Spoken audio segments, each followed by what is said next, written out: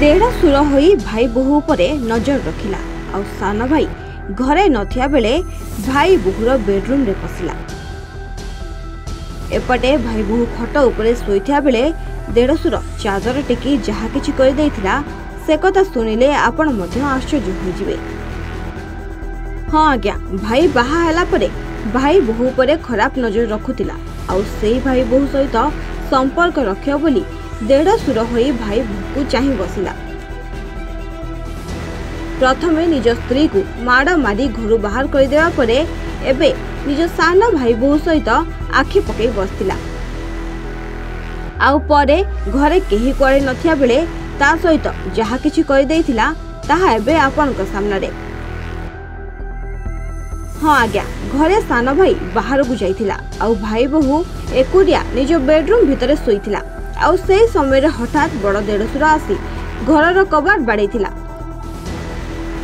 एपटे भाई बोहू मध्य किछि बुझी पारि नथिया बेले हठात तांको देढ़सुर घर भितर को पसी आस्थिले आउ सेही समय रे तांको जोर जबरदस्ती भाबरे खट ऊपर पकाई जहा किछि कहि देइथिले ताकू नै सारा अंचल रे चर्चा लागि रहिथिला।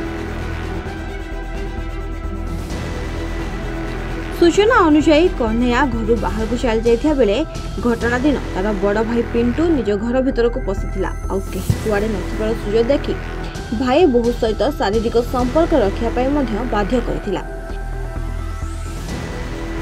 किंतु ता कथारे जेतेबेले भाई बोहू रजनी राजी होई नथिले सेतेबेले सेही दुर्बृत्त रजनी को हत्या करिया परे तांकर हातर अंगुठी सहित काटी देइथिला। एहा सहित रजनी को आखि को मध्य बाहर कर देइथिबा सूचना मिलिछि।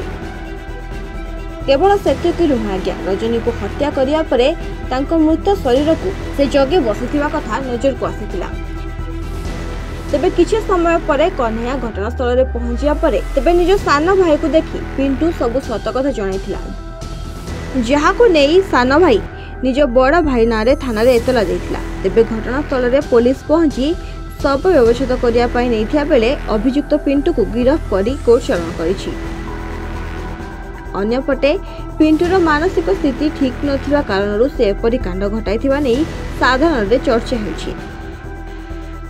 तेबे घटना पंजाब रो लुधियाना रे देखिया को मिलथिला बेले एबे घटना को नै सारा अंचल रे चर्चा लागि रहिछि। ब्यूरो रिपोर्ट एवान ओडिया।